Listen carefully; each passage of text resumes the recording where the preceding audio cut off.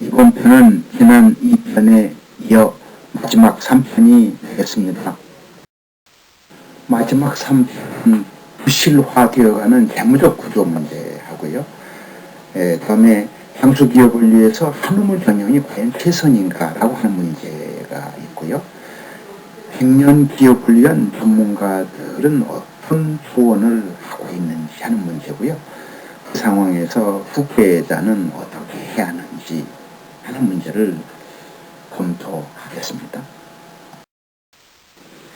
이대설 회장이 타계하시고 이대 회장의 비서실장 출신인 임종욱 사장이 이제 전문 경영인으로 대한전선을 이끌어가게 됩니다.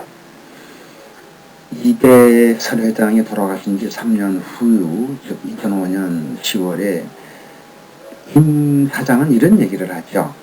즉 그동안 대한전선은 누적된 흑자가 워낙 많았기 때문에 돈을 많이 갖고 있는 것조차도 고통스럽다, 이런 표현을 합니다.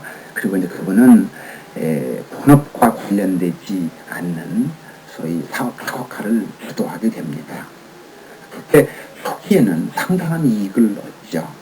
물론 다각화의 방향은 다음 장에서 설명이 되고 있습니다만은, 그때 이제 어떻게 해서 이렇게 큰 이익과 성공을 거두었느냐라고 하는 질문에 대해서 임 부회장은 이렇게 답변하죠. 역시 소유와 경영이 철저하게 분리되어 있기 때문에 그렇다, 그런 얘기를 그분은 하게 됩니다. 그런데 우리가 잘 알고 계시다시피 2008년도 말에 미국을 중심으로 한 국제 금융위기가 닥치면서 이제 상황이 역전이 되고 계속 누적 적자가 벌어지면서 임 사장에 대한 내부적 고발이 시작이 됩니다. 그래서 2012년 11월 달에 그 임 사장은 배임죄로 바로 그 선고받음과 동시에 법정 구속이 됩니다. 이 내용을 보면서 역시 사만심은 몰락을 가져오고 부정한 행위도 몰락을 가져옵니다. 그리고 소유와 경영을 어느 방향에서 해야 되는지에 대한 많은 생각을 하게 합니다. 대한전선은 대기업의 사례입니다만은 중소기업의 경우에 한 보도 내용이 있어서 알려드립니다.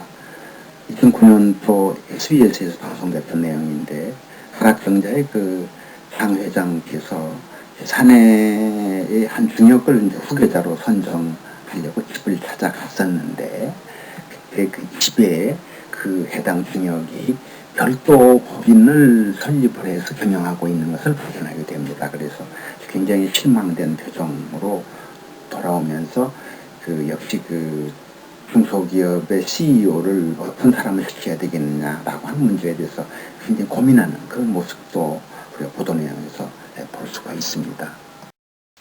이번 페이지는 대한전선이 본업 외에 임 사장 중심으로 다각화하는 과정입니다. 원래 대한전선은 전선회사죠. 그런데 2002년에 무주리조트를 인수하고요. 다음에 이제 무주리조트 원래 주인이 쌍방울이었으니까 쌍방울도 인수하게 되고, 이제 부동산 쪽에 터미널도 인수하게 되고요.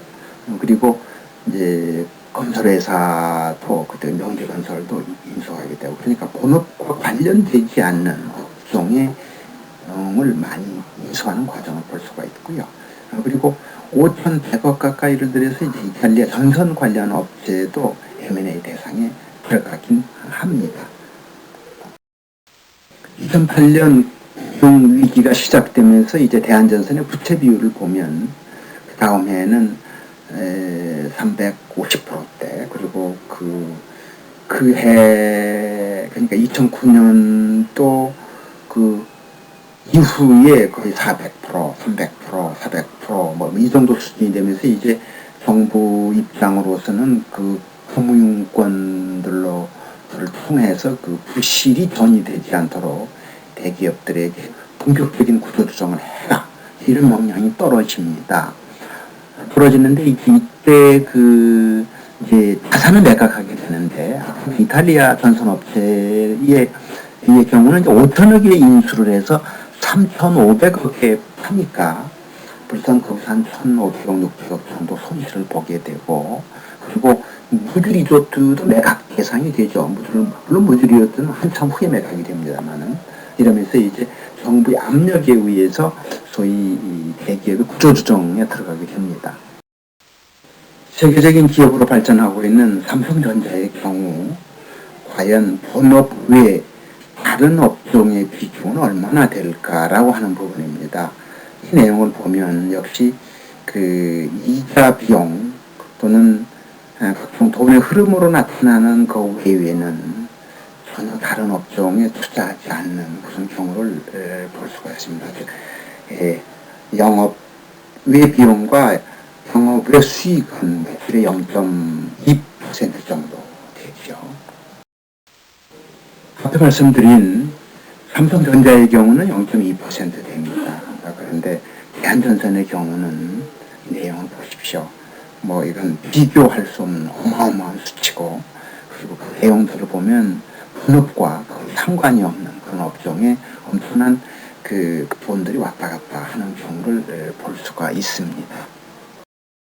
그래서 최근 연도 대한전선의 그 신용도, 대한전선 계열사의 신용도를 보면 거의 다 뭐 BB에서 CC급 거의 신용 불량 기업으로 분류가 되는 경우를 볼 수가 있습니다. 대한전선은 역시 상장회사이기 때문에 곧 그 부채 비율이 늘어난다는 것은 바로 축적 영향을 받습니다. 즉 2010년까지 약 300%대였는데 2011년부터는 600, 700% 넘어서면서 주가는 폭락하는 그런 경우를 볼 수가 있습니다. 2004년도 설 회장이 돌아가시고, 그리고 유족들이 낸 상속세가 무려 1355억이나 됩니다. 그 전에 돌아가셨던 삼성 이병철 회장의 유족이 낸 상속세가 176억 대였고, 그 다음에 정주영 씨 유족이 낸 상속세가 300억 대였으니까 기업 규모나 돈을 내는 양으로 보면 아주 세계에서는 충격적으로 받아들여졌죠. 근데 과연 왜 그랬느냐라고 하는 뒤에 흘러나오는 내용입니다만, 갑자기 돌아가셨기 때문에 상속에 대한 사전 준비를 거의 못했다, 이렇게 알려지고 있습니다. 이번 자료는 2008년까지 호황을 누렸습니다. 다과카로. 그때 약 709억 정도 흑자를 냈죠. 그리고 이제 금융위기가 시작되는 그해부터 뭐 2,700억, 5,600억, 2,000억, 4,000억 이런 누적적으로 이제 적자가 나는 그런 상황들이고, 그게 주가에 영향을 미치는 그런 과정들이 이 옆에 잘 표현되고 있습니다. 지금 경영학회에서 과연 사업 다각화의 영역을 어떻게 해야 되느냐라고 그 설명한 그 송 교수의 말씀을 이 자료에서 전해주고 있습니다. 즉, 미국에서 조사한 결과를 보면 기업들이 잘 알지 못하는 분야에 진입했을 때의 성공률은 불과 10% 정도다. 그리고 설사 유망한 새로운 아이템이 있다 하더라도 본업과 상관없는 영역이라면 들어가서는 안 된다, 이렇게 전문가들은 조언하고 있습니다. 최근에 문제가 되고 있는 뭐 효성이나 한국타이어, 한화, 삼성, 롯데, 뭐 동아제분, 한일, SK, 동양, CJ 거의 다 대기업들의 경우는 대기업을 관찰하는 제3의 기관들 참 많습니다. 은행, 정부, 전문기관, 투자자 또는 단체, 이해관계자들이 많기 때문에 그나마 이제 그렇게 하면 안 됩니다라고 이렇게 많이 소위 살펴보죠. 특히 또 금융정보원 같은 경우는 이제 부자들의 재산을 아주 샅샅이 이렇게 쳐다보고 있는 그런 경우를 볼 수가 있겠습니다. 그러면 중소기업의 경우는 어떨까요? 중소기업의 경우는 이해관계자나 신용평가 회사 정도가 그 중소기업의 그 재무적 구조나 상황들을 살펴보고 있습니다. 그렇기 때문에 중견중소기업은 어떤 일이 벌어지고 있는지 자기도 잘 모르고, 또 실제 그 최고 경영자도 어떻게 자기가 잘하고 있는지에 대한 객관적 그 비판적 시각들이 없다 보니까 자기 자기 관리가 생각보다 쉽지 않은 그런 경우를 볼 수가 있습니다.